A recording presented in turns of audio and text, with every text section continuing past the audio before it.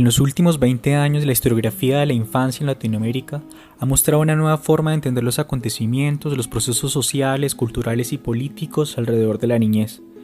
Esta corriente renovada encontró en su quehacer historias difusas, complejas y dramáticas que revelaron el papel protagónico que tuvo la niñez en torno a los padecimientos y aconteceres extraños y extremos de principios del siglo XX con la entrada de la industrialización. Esta historiografía ha develado continuidades como también discontinuidades en torno al concepto de niñez. Tal palabra ha mostrado una transformación gradual conforme el paso del tiempo y las modificaciones de las estructuras sociales, económicas, políticas y culturales que ha atravesado América Latina a lo largo del siglo XX. Este nuevo enfoque se centró en el estudio de las particularidades de casos estudiados en regiones concretas, para de ahí construir una mejor comprensión de la visión y las experiencias de las infancias. En relación con lo anterior, han habido dos enfoques de investigación, uno marcado y visto desde arriba, comprendiendo al sujeto desde sus determinaciones externas, estudiando las leyes, las instituciones, los escritos y dispositivos que afectaron a la infancia, restándole protagonismo o margen de acción.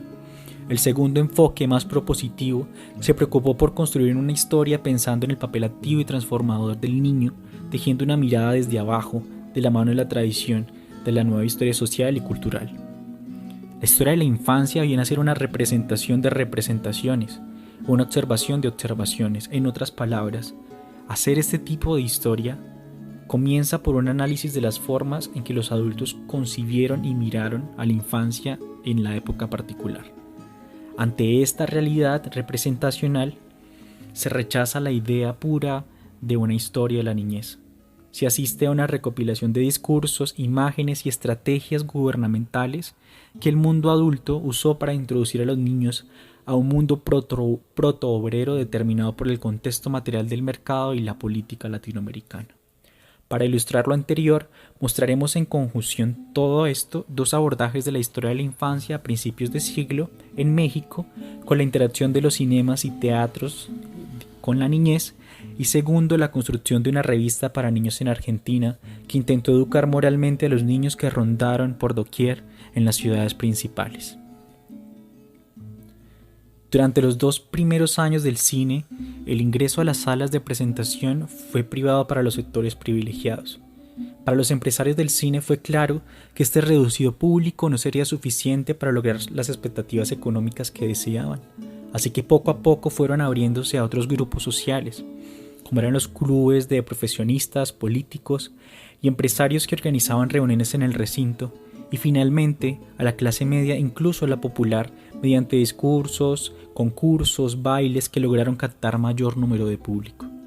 Los bajos precios en las entradas aumentaron la asistencia de menores pobres y trabajadores a las exhibiciones cinematográficas e hicieron que emergiera y se constituyera cada vez un público infantil creciente y fuerte.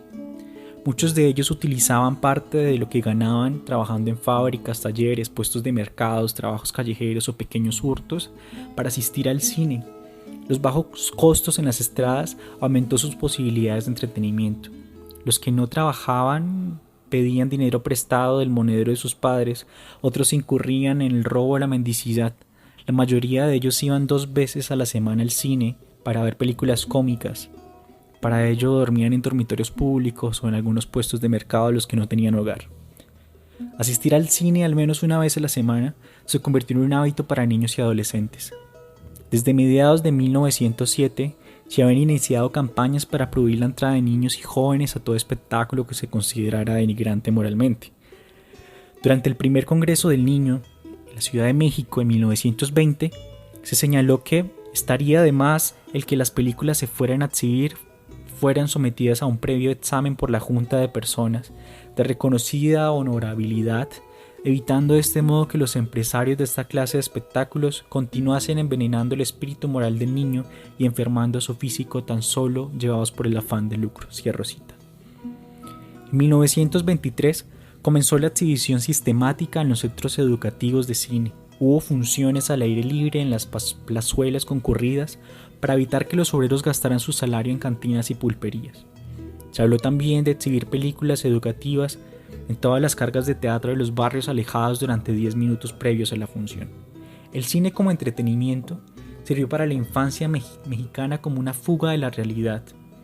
Se iba al cine a Brosita sencillamente a divertirse. Y por eso el niño gustó tanto de las películas americanas de series en las que no había que pensar y que sentir, en las que la imaginación se distraía alegremente sin sobresaltos, en la que los artistas hacían prodigios acrobáticos y deportivos. Y a Rosita. Los niños siguieron pagando para disfrutar las aventuras y audacias de sus héroes cinematográficos. Luego de revisar el anterior trabajo, se empieza a ver de forma fragmentaria y concreta cómo se fueron construyendo varias etapas en el discurso histórico de la infancia en Latinoamérica. Se configuraron infancias desde el trabajo infantil en la ciudad, desde el entretenimiento, desde una profesionalización de los discursos morales y normalizaciones que configuraron las relaciones del Estado con la infancia a principios del siglo XX, como también se evidenciaría en el trabajo de Sandra Carli. En el año 1921, la revista para niños Billiken presentó la vida cotidiana infantil de Argentina en sus diversas facetas. Esta revista llegó a amplios sectores sociales de la sociedad argentina, brindó la posibilidad de ahondar en la revisión y complejización a la que estaba siendo sometida la visión histórica cultural de los niños. Sandra Carli indagó en un medio de comunicación que, al igual que otros espacios discontinuos de la esfera privada y pública, permitió comprender los procesos complejos de la sociabilidad infantil, las prácticas de lectura y de juego en este periodo. Este periodo también se puede comprender desde el primer número de publicación en 1919 hasta que apareció Figuritas, una revista que fue la competencia económica en 1936. En el momento en que Billiken apareció en los puestos de diarios, los niños ya estaban en el centro de diversos discursos, imágenes y representaciones que atravesaban y trataban de regular la vida familiar. En Argentina, la emergencia de los discursos referidos a la infancia tuvieron un carácter político y estuvieron estrechamente ligados a la historia de la educación moderna del país. Con la ley número 1420 de 1884 se sentaron las bases para pensar una educación obligatoria, laica y gratuita.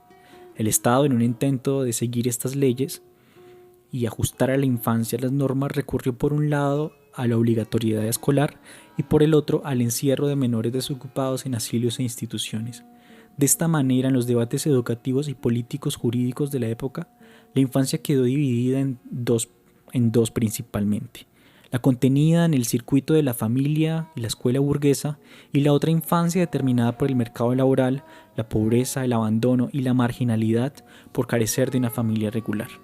En este sentido, la Ley 10.903 del Patronato Estatal de Menores de 1919 constituyó un punto de llegada y alta densidad simbólica en cuanto a la intervención y el incremento de los poderes del Estado sobre una parte de la población infantil.